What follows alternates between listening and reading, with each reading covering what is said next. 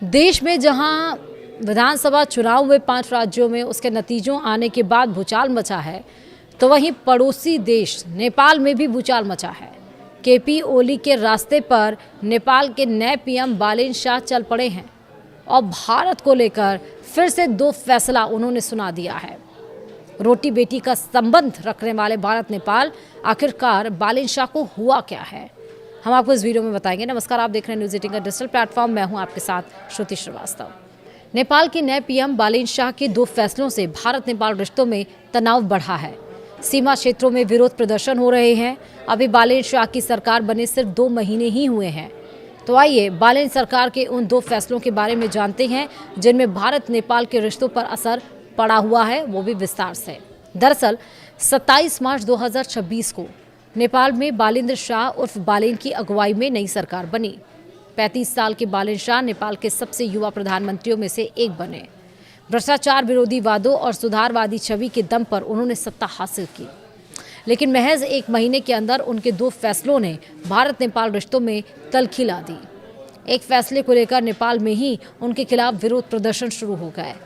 नेपाल के पूर्व प्रधानमंत्री केपी शर्मा ओली ने 2024 से 2025 में अपने कार्यकाल के दरमियान भारत विरोधी रुख अपनाया था। इसमें लिपुलेख, कालापानी और नेपाली मानचित्र में शामिल करना, राम के जन्म स्थान पर विवादित टिप्पणी और भारत पर तख्तापलट का आरोप लगाना शामिल है। उन्होंने चीन से नज़दीकी भी बढ़ाई। तो आइए बालेन शाह के 2 फैसलों के बारे में जानते हैं। पहला, भारतीय सामानों पर कस्टम ड्यूटी। बालेन सरकार ने भारत से आने वाले 100 नेपाली रुपए यानी करीब 63 भारतीय रुपए से ज़्यादा कीमत के सामान पर अनिवार्य कस्टम ड्यूटी लगा दी। सामान के हिसाब से यह ड्यूटी 5% से लेकर 80% तक है।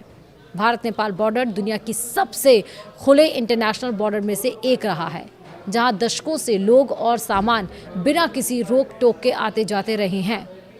तो वहीं बॉर्डर इलाकों में रहने वाले नेपाली नागरिक किराने का सामान, दवाइयाँ, बर्तन, इलेक्ट्रॉनिक्स और शादी ब्याह का सामान भारतीय बाजारों से खरीदते थे, क्योंकि वह नेपाल के मुकाबले सस्ता पड़ता था। कस्टम ड्यूटी लगाने के फैसले के खिलाफ सीमावर्ती इलाकों में बड़े पैमाने पर विरोध प्रदर्शन शुरू हो गए। सख्त कस्टम नीति से न सिर्फ नेपाली नागरिक बल्कि भारत के साथ होने वाला सीमा पार व्यापार भी प्रभावित हुआ।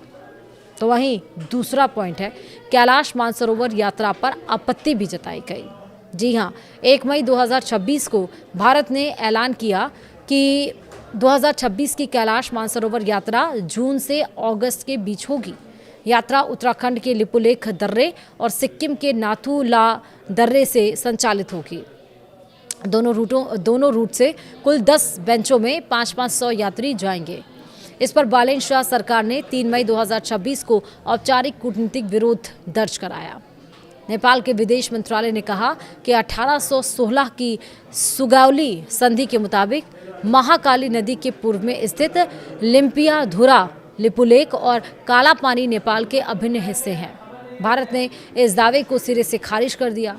भारतीय विदेश मंत्रालय ने कहा कि नेपाल के ऐसे दावे न न्याय संगत हैं न ऐतिहासिक तथ्यों पर आधारित।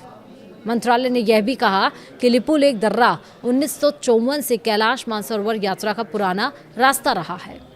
अब इस पे बालेन शाह ने 2023 में काठमांडू के मेयर के तौर पर अपने दफ्तर में ग्रेटर नेपाल का नक्शा लगाया था। अब केपी ओली चीन दौरे पर गए थे, तब बालेन ने सोशल मीडिया पर लिखा था, लिपुलेख हमारा है, इसे मत भूलो। सत्ता में आते ही उन्होंने फिर वही राग अलापना शुरू कर दिया जैसा पहले मुख्यमंत्री कर रहे थे। फिलहाल वीडियो में इतना ही। नमस्कार।